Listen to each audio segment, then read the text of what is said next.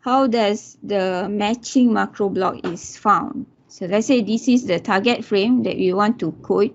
You are trying to do the coding of P frame here. So let's say this is your target frame, okay, or your P frame. And then the first one is that you're gonna divide your frame into 8 by 8, right? Into a set of macro blocks. And then what you're gonna do is that for each macro blocks, you're gonna find a matching macro block from the reference frame. So here from the previous reference frame. So how do we find it is you're gonna need to specify a search window. So here we are using a search window of 16 by 16. The red one is we call it the search window. It's gonna start matching with the first points of your search window. Okay, so this is the first 8 by 8 pixel that we're gonna compare.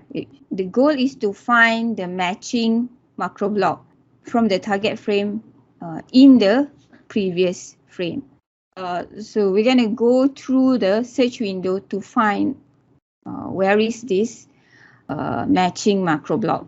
So start from the first 8 by 8 and then move pixel by pixel. This is search number 1, search number 2. We're going to calculate the MSE, okay? Every time we move in this search window. So this would be search number 16 for one row. Okay, so that's why we call it 16 by 16. And then next we're going to move down another row and keep finding it. So 16 times 16. So we got 256 number of times that we do this searching in this 16 by 16 search window. So that's a lot of searching, right, for just one macro block. How do we determine which macro block is the matching macro block? There's a lot of method, but one method is this least prediction error, where we calculate the mean squared error, and we're gonna find out which one has the least prediction error. Then that would be the matching macro block. This is a matching macro block, right, for this macro block in the target frame. And if we look at the pixel value, then these two has the same 8 by 8 pixel value. Since it has the same value, then the MSE is also, we minus the same thing, so this gonna have the least error, which is 0. And for any other macro block, right, see, like for example this macro block in the reference frame, it has a slightly different value, right, over here. So we have a different, we're gonna have some value for our MSE. In this case, it's 3 over 64. And so this is, so the 0 is definitely lower from this one. So if we look at the equation just now, we need to square the minus, because if it's negative number, then if it's squared, then you can compare the positive number and the negative number. This is just a number of operations. So that's one of the algorithm to find a matching block of a target frame in a reference frame. And we repeat this for the next macro block. Then the algorithm repeat again, finding in a search window, find the ones with the least mean squared error. So this is just an example of the number of operations. If we have a 1922 pixel times 1080 pixels, and we try to find a matching block for each of the macro blocks, It's really take a lot of operations. So that's why it's a research area to try to find the best algorithm, right? So here, the differences of the block with minimum prediction error within the search window will be used for subsequent compression.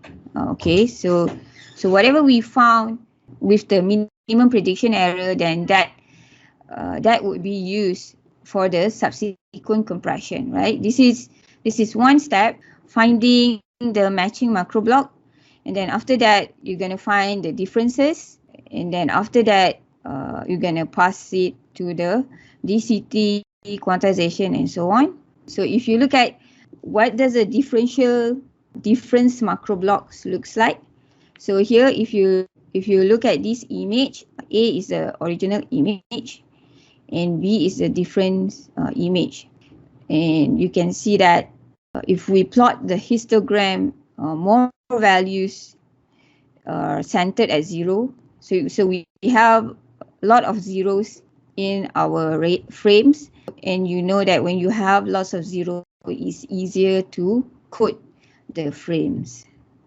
Okay, so other than the differences in motion compensation, you also code the motion vector, right? Like we've seen earlier. So here is an example of finding the motion vectors. So let's say this is our target frame, right? Frame 2 is target frame. Frame 1 is the previous frame.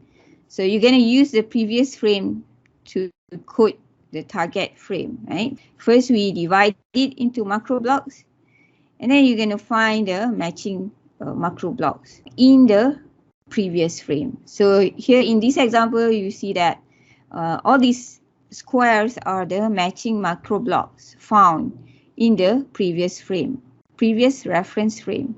And here are the motion vectors that calculated.